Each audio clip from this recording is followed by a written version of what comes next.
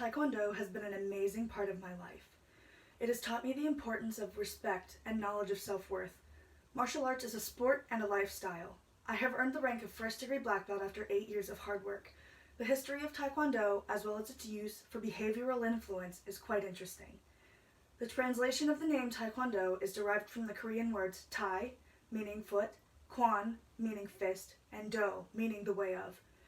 Korean history began in 2333 BC, and although no written history of the fighting system of this time remains, it is known that its people were hunters and had some means of protection as well as livelihood. During the 6th century AD, the Korean peninsula was divided into 3 kingdoms, Goguryeo, Baekje, and Silla, and they were at war with each other over territory.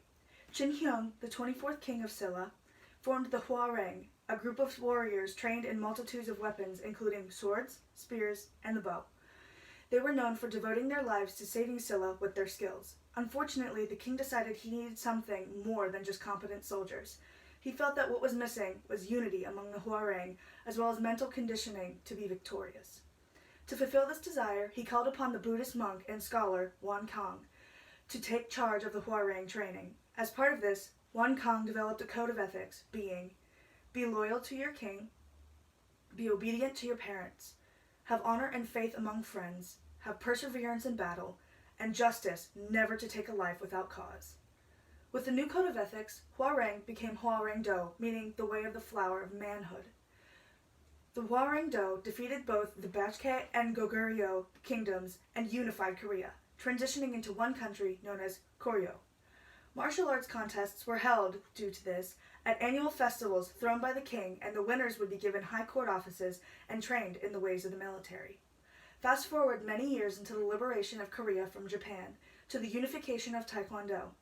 At this time, there were 5 different academies, or kwons: Mudak Kwon, Jido Kwon, Changmu Kwon, Chungdo Kwon, and Songmu Kwon.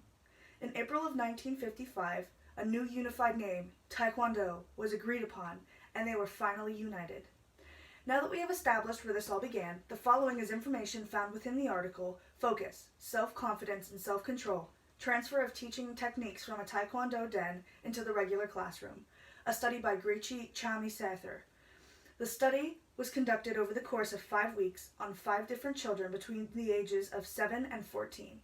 Techniques used in training sessions promoted and supported behavior that could be transferred to the classroom to enhance successful academic performance as well as social and emotional behavior. Students who are seeking physical strength also obtained additional psychological benefits as suggested by the founder of a Taekwondo school, Dr. Kent. Most studies consisted of youth involving in this art revolve around the physical changes such as coordination, flexibility, strength, and muscular conditioning. Other researchers were looking for personality trait variations and found the correlation between Taekwondo and self-esteem and confidence boosts to be high. This particular study focuses on benefits and disciplines associated with Taekwondo.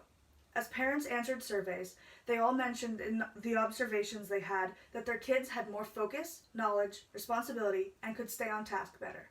Another factor displayed was respect towards one another as well as equipment in the dojo.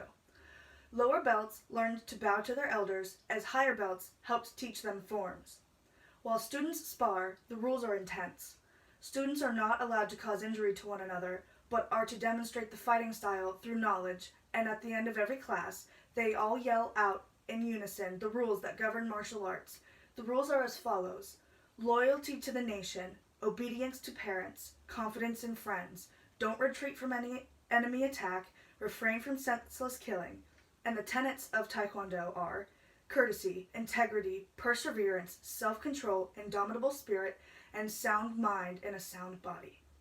The history of Taekwondo, as well as its use in behavioral influence, is indeed quite interesting. It is something that has stuck with me for 7 years after being presented with my black belt. As you take part in this art form, you can sense the generations that have gone before you and can inspire those who follow behind. Taekwondo is time.